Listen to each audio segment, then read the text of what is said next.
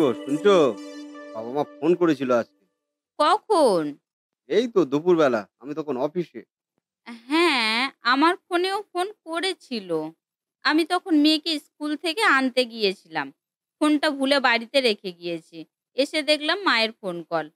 কিন্তু আমার ফোনের রিচার্জ শেষ হয়ে গেছে বলে আমি আর ফোন করতে পারলাম না। হ্যাঁ, তোমার ফোনে রিচার্জটা দেখি আজকেই করে দেব। আমি ভুলে গিয়েছিলাম যে তোমার ফোনে রিচার্জ শেষ। ঠিক আছে।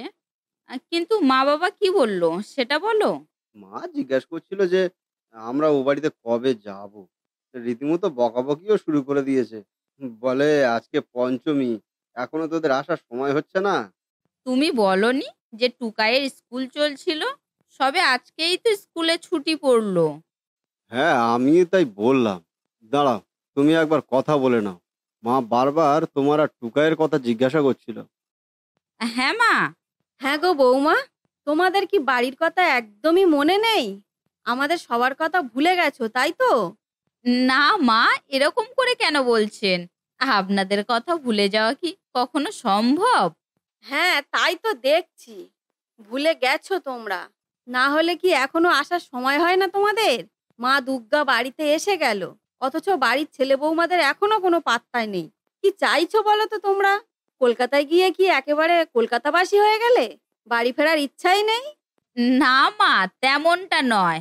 আসলে আপনি তো জানেন, টুকাই প্রাইভেট স্কুলে পড়ে। ওর স্কুলে আজকেই সবে পুজোর ছুটি দিল।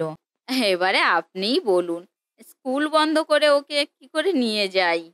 শোনো বৌমা, দু একদিন স্কুল ছুটি করলে এমন কোনো মহাভারত অশুদ্ধ হয়ে যায় না। সারা বছরই তো স্কুল করছে। দু একদিন ছুটি করলো তো তাতে কি যায় আসে? দু একদিনই কি তোমার মেয়ে একেবারে পণ্ডিত হয়ে যাবে? আসলে মা, আপনি বুঝতে পারছেন না। পুজোর পরে পরীক্ষা। এমনিতেই পুজোর জন্য প্রায় ১ মাস ধরে পড়াশোনা কামাই হবে। কেননা দুর্গাপুজোর পরে লক্ষ্মী পূজা আছে, তারপর কালী পূজা আছে, ভাইফোঁটা। এই সবকিছু মিলিয়ে তো প্রায় ১ মাস কেটে যাবে। ও বই হাতে তুলবে না। এই দুদিনে যেটুকু হয়, আপনি চিন্তা করবেন না। আমরা কাল সকাল সকাল বেরিয়ে যাব। দেখবেন আপনাদের জলখাবার খাওয়ার আগেই আমরা পৌঁছে যাব ওখানে। তুমি চুপ করো তো বৌমা। তোমার এই কথাগুলো শুনে শুনে না আমি অভ্যস্ত হয়ে গেছি। আর নতুন করে বলতে এসো না আমাকে।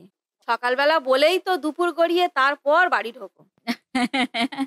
কি যে বলেন না মা! তুমি হাসছো?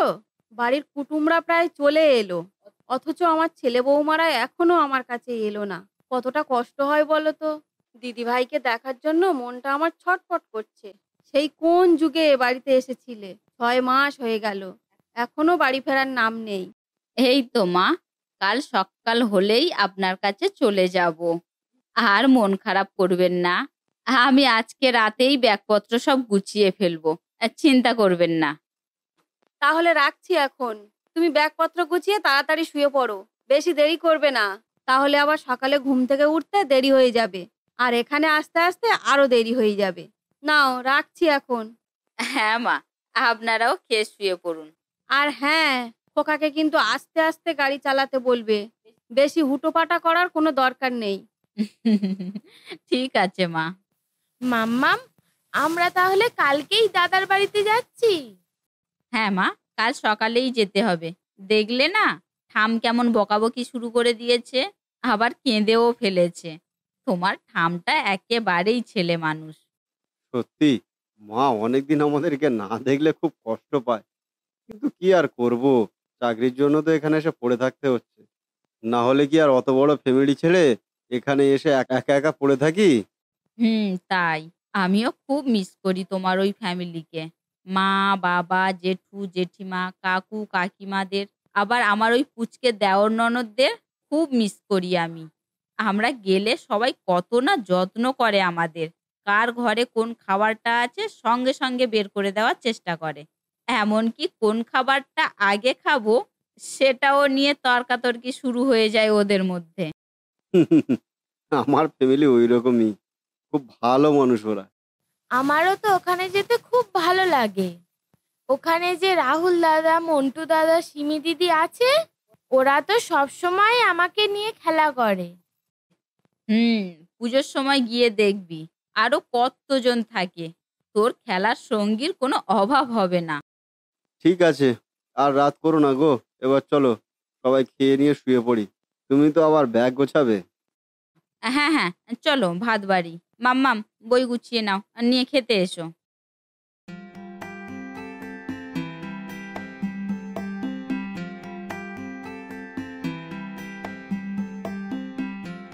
কই গো, তোমার হলো?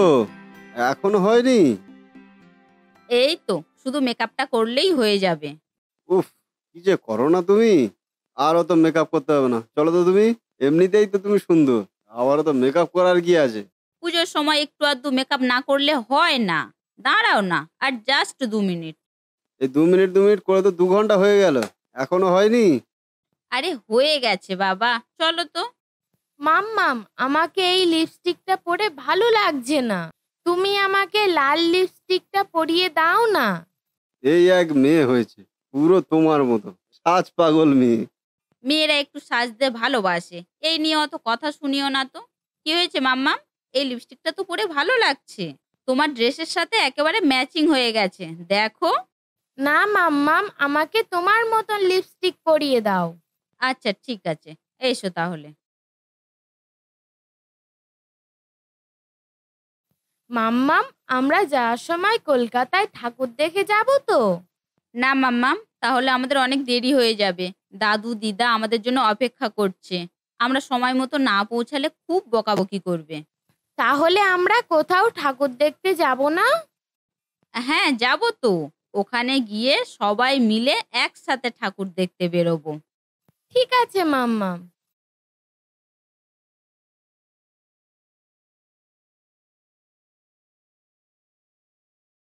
আরে টুকাই, বৌদি, তোমরা যে মা, দেখবে এসো, দাদা বৌদি এসেছে, তাড়াতাড়ি এসো। কই কই এলো ওরা? আরে আস্তে মা, আস্তে, পড়ে যাবে তো। দিদি ভাই, এসো আমার কাছে এসো। কই, আমাদের বাবুরা এসেছে? বৌমা, আসতে কোনো অসুবিধা হয়নি তো? না বাবা। থাক মা, থাক, সুখী হও। কি গো, ছেলে বৌমারা এত দূর থেকে এসেছে, আর তুমি এখন ওদেরকে দাঁড় করিয়ে রেখেছো? ওদের ঘরে নিয়ে যাও।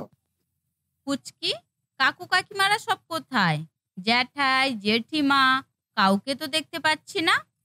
সবাই পূজা মণ্ডপে আছে বৌদি, এক্ষুনি ষষ্ঠী পূজা শুরু হবে তো। চলো তুমি তাড়াতাড়ি ফ্রেশ হয়ে নাও, পূজাতে বসবে তো? হ্যাঁ হ্যাঁ হ্যাঁ, বসবো। চলো, আমি রেডি হয়েই যাচ্ছি। হ্যাঁ বৌমা, বাইরে থেকে এসেছো, আগে স্নানটা করে নাও, তারপর আমি যাচ্ছি তোমার ঘরে। বাবু, তুইও ফ্রেশ হয়ে পূজা মণ্ডপে চলে আয়। থাম, আমিও পূজা করব। ওলে বাবালে, তুমি পূজা করবে? ঠিক আছে, করবে এখন। টুকাই, তাহলে তুই চল আমার সাথে, পূজা মণ্ডপে নিয়ে যাই তোকে। ওখানে সিমি দিদি, রাহুল দাদা সবাই আছে। সাবধানে নিয়ে যা পুচকি, লক্ষ্য রাখিস ওকে।